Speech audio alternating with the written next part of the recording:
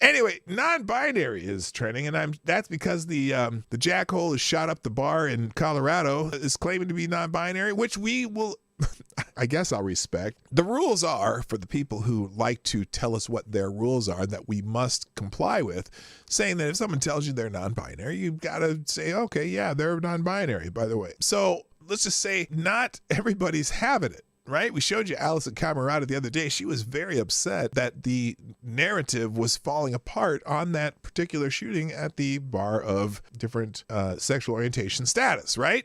So she was very, very upset. And a lot of people are very, very upset that this person is now claiming non-binary. So there's a whole bunch of stuff going on here. Now, all of a sudden, oh, by the way, they still don't talk about the shooting the next day in Virginia, because that was a brother and a pistol versus what they thought was a straight white male with an AR-15, or not Virginia. There was another one. Oh, there was a shooting at a Walmart in somewhere and that was a brother too, that just went in and shot a bunch of his coworkers.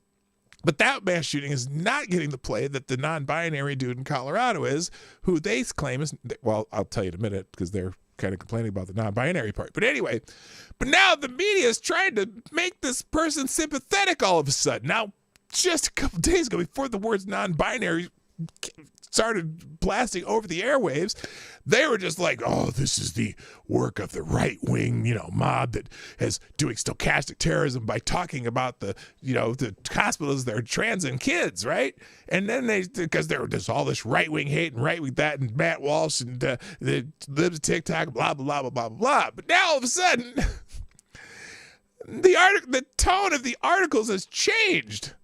For a couple of reasons. One, they're all confused because they're trying to use they, them pronouns, which doesn't work very well when you're trying to write articles like this. But also they're trying to make the guy suddenly sympathetic. We're starting to actually learn about these people, this person that, because they couldn't find a bunch of social media shit that said he was out there, following libs of TikTok, right? So anyway, here's the NBC News tweet, and we'll get to the story. As the 22-year-old arrested in the deadly rampage at Colorado Springs LGBTQIA 90210 club made an initial court appearance and was ordered held without bond. Pieces of the suspect's past are slowly emerging, and they point to this article.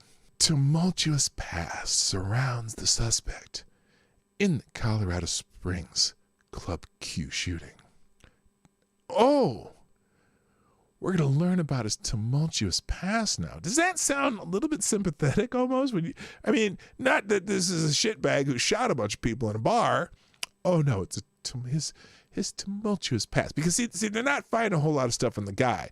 But, oh, no, since they can't find a bunch of stuff on the guy, who's now calling himself non-binary, and they're stuck with using the they, them pronouns, and he'll notice this in these articles. It's annoying. Now they're going to look at another level. They're going to look at his father and look at the people around his neighborhood and shit like that and find out, oh, well, those are bad people. So at least we can still pin the badness on somebody in his family to make it look like he's just a victim of this bad man in his family. So here it is. Here's the report on NBC. Here it is. And they talk about him appearing in the hearing. Yeah, Chris, this was a very to the point, straightforward first appearance that was meant to serve as an advisory hearing. We did see the suspect appearing by video link. The thing lasted for maybe all of a few minutes or so. I don't know if you can see this. Dude got the shit kicked out of him, which I'm all for that. You go and start shooting up people at a bar, I hope you get the shit kicked out of you. He got the shit kicked out of him. Now, one of the things I saw that people were banning about when they heard that someone in the club tackled the guy and started beating the shit out of him, they were making a big deal. Oh, these brave LGBTQ people all went and tackled the guy, and they were heroes, much more than all those armed police officers in Uvalde. Who the armed police officers in Uvalde, they're a piece of shit too. They should have gone in and saved those kids and their lives be damned, because that's what their job is, even though some courts said that that's not their job. But anyway, they're all, yes, see, the gay people are so much more brave than these police officers who have guns and blah, blah, blah, blah. Then you find out it was a combat vet that was with his daughter, who was supporting one of her friends who was in the drag show. And so that's why the combat vet was in there. And it was the combat vet who tackled the guy and beat the shit out of him. And then all the gay people were started kicking and hitting him and stuff, whatever. So anyway, but they beat the shit out of him. And that's great because he's an asshole. But anyway, tangent alert. Just to make sure the suspect understood the charges, understood the rights. Looks like shit. I will say, it's very hard to see some detail on the. Oh wait, did they say he though? Did they misgender him? Charges, understood the rights. Wait, they just said the suspect. See, NBC's avoiding pronouns altogether. I will say, it's very hard to see some detail on the face of the suspect, but it appeared to be, that the suspect was in pretty rough shape. As we all know, that suspect was, beaten during they or after the that shit shooting. Out of him. It's something the police say they unequivocally beat his saved ass. lives due to the bravery of people inside there. Okay. But even when the judge asked for a name, the suspect had a hard time speaking. So did you get? Did they punch him in the throat so he couldn't talk to? Good. I don't care. He's going and randomly killing people. I don't give a shit. Okay, anyway. As the 22-year-old arrested in the deadly rampage at a Colorado Springs LGBTQ club made an initial court appearance Wednesday and was held without bond, pieces of the suspect's past are slowly emerging, suggesting a volatile upbringing and a fractured family life. Now, do you think they gave a shit about that before he said, "I'm non-binary"? This is just the framing of this right from the beginning becomes sympathetic. Isn't that weird? All of a sudden. Oh, didn't forget about that Walmart shooting. That was a black guy with a pistol. They don't care about that. It's just some, whatever. And that's me as a black man saying that. We noticed that shit too. Like, we noticed that every commercial on TV is full of black people, and to see a white straight couple is like, oh, look at that. I'm like, whoa, that's different. There's a white straight couple in a commercial. Anyway. Anderson Lee Aldrich's father said in an interview Tuesday with the CBS affiliate KFMB in San Diego that he believed Aldrich had died by suicide several years ago, and that only this year did he learn otherwise. So he didn't even know his son was alive. That's unfortunate.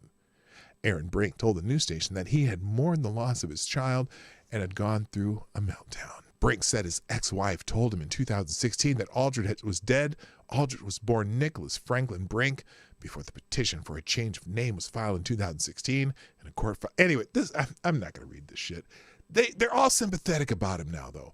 Just the headline alone, a tumultuous past, and they have this line, suggest a volatile upbringing and fractured family. So they're already, they're making excuses for him, where before it was, a shitbag white supremacist who was influenced by Tucker Carlson and Matt Walsh probably did this, and this is absolutely a reason that we should shut down speech of people complaining or people who are criticizing hospitals doing, mastectomies on 13-year-olds. They need to shut up. Really? Oh, non-binary. Oh, he had a tumultuous past. Aldrich's defense team referred to this suspect as Mix Aldrich, MX, noted in footnotes that their client is non-binary and uses they-them pronouns. There was no further elaboration, and Aldrich's defense lawyers could not immediately be reached for comment. Now, I'm looking in this article. This is the part that I'm finding, though. They are avoiding using pronouns throughout this article. They refer to him as Aldrich the whole time. We're not playing that game. He's lying, right? FTG, damn right. According to court documents filed in Bexar County, Texas, the name change was requested because Aldrich, who was turning 16, wishes to protect himself and his future from any connections to birth father and his criminal history. Father has had no contact with the minor for several years. Filing was first reported by the Washington Post. At the time, Aldrich was living in Texas with grandparents and legal guardian Pamela and Jonathan Poland. Neither could be reached for comment Wednesday. Aldrich's mother, Laura Vopel, was living in Texas. Efforts to reach her were also unsuccessful. Brink, 48, said he had only learned Aldrich was still alive after receiving a phone call 6 months ago from his child, the pair argued. He told KFMB that Aldrich was pissed off at me and he wants to poke at the old man. So why, okay, if this, so he hasn't had contact other than maybe once or twice in 6 years. How much influence does someone you have no contact with have over you? But they go into the father's background here. What's the purpose of this? Talking about as he was addicted to crack and crystal meth. Brink's own troubled childhood is profiled in the show. Because he was on a former MMA fighter, later starred in pornographic movies, recalled that his ex-wife said Aldrich sought a name change because Brinks was associated with the porn industry and also appeared in a 2009 episode of A&E docuseries Intervention. In the episode, Brinks said he was addicted to crystal meth and is shown using drugs before members of his family encouraged him to seek treatment. Brinks' own troubled childhood is profiled for the show, including his parents' divorce and his arrest at 21 for smuggling marijuana from Mexico. And then Brinks says he divorced Aldrich's mother not long after their child was born. Neither Vopler nor Aldrich are mentioned in the Intervention episode. Brinks' criminal history also. So they're talking about the father because they are making excuses for what this kid did now. No, the kid can't be a shitbag. It has to be because of his father. Now, granted, they could have some problems, right?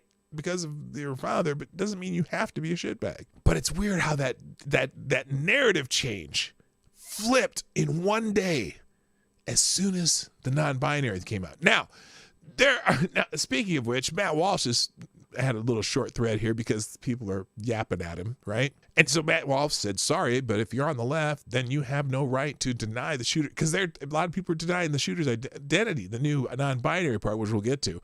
You set a precedent here, and we will hold you to it. You have to respect his identity. I don't. You do. These are your rules. Now take your medicine and shut up. And he continued, you've already made it clear that if a male criminal comes out as a woman and is transferred to a women's prison, we may not speculate that his trans identification is a ploy to gain access to female inmates, save for men and women's locker rooms. Your rules are clear. All self-identities are valid and cannot be questioned ever under any circumstances. Again, your rules. You're stuck with this. The shooter is non-binary. You have no choice but to accept it. Sorry.